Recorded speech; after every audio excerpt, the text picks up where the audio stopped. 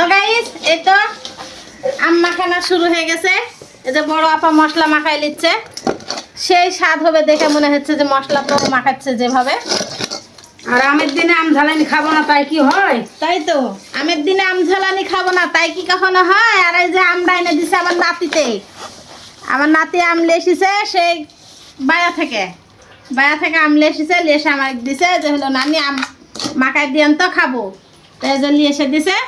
আর এই যে আপা মাখাচ্ছে, একবার সুন্দর করে ঠেসা ঠেসা মাখাও, একবারে কষা কষা। এই তো দেখেন এভাবে যে ঠাইসি ঠাইসি আম ঝালানিটা করছি, এভাবেও কিন্তু আম ঝালানিটা খাইতে খুব স্বাদ লাগে। আমার কিন্তু আমরা তো জিভে খাই। পানি চলে এসেছে এখনই।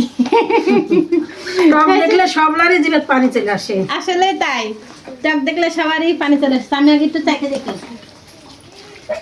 বিসমিল্লাহ।